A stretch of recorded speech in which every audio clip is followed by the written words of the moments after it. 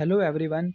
In this video, we will talk about drugs used for overactive bladders. The drugs which are used for overactive bladders include the mnemonic, which is soft bladder, because in the condition called overactive bladder, there is excessive tone of detrusor muscle, so that you have to relax the bladder.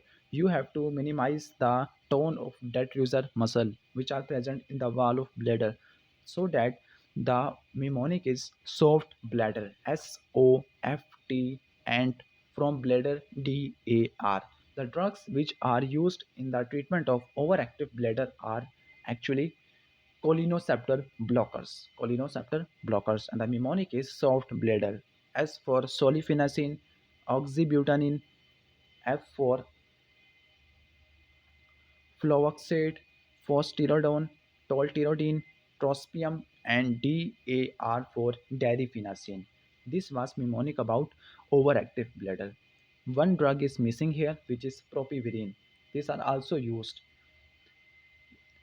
Actually, there are M3 receptors in the wall of bladder, and when there excessive tonicity, excessive tone of that, we have to use that drugs which are used for overactive bladders, and these are used to reduce urgency in mild cystitis. Cystitis is inflammation of bladder, and after urological surgery, bladder surgery, we have to reduce bladder spasm. Okay, bladder spasm. While tolterodine, darifenacin, solfenacin, phosphoridone, propivarin are selective for M3 receptors, and they are used for treatment of stress incontinence.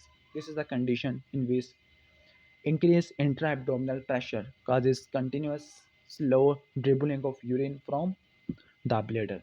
What are the important drugs which are used for other effects? What are the clinical application of cholinesterase blockers? So that on bladder we have studied that these drugs are used to reduce urgency in mild cystitis and to reduce bladder spasm after urological summary. Sorry, not summary, it is surgery, and they are also used for the treatment of stress incontinence. While the drug atropine is used as an antidote for organophosphate poisoning, also used is pralidoxime. In the gut, what are the clinical application of cholinesterase blockers?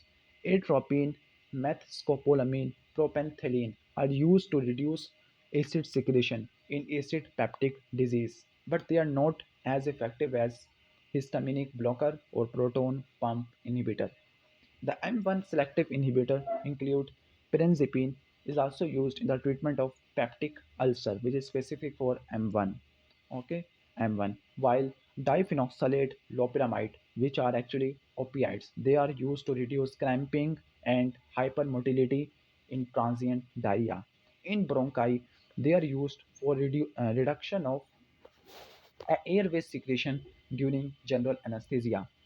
They are also used to promote bronchodilation in asthma and COPD. In asthma, they are not active as compared to beta 2 agonist, but COPD they have more potency as compared to beta. Why? Because these drugs causes less tachycardia and less cardiac arrhythmia as compared to beta 2 agonist, which include ATM. ATM include albuterol, terbutaline, metaproterenol. Okay, in the eye they are used for the constriction, sorry, for the preventing the constriction of pupil. They cause cycloplegia and prevent accommodation.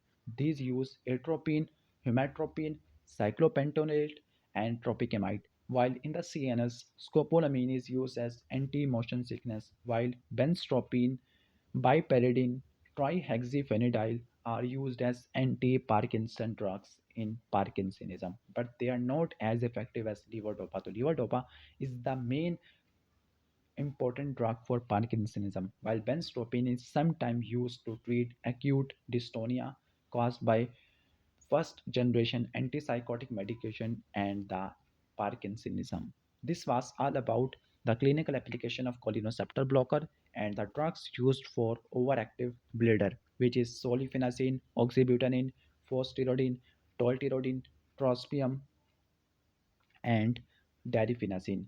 Hope you have liked this video. Please subscribe our channel. Stay tuned.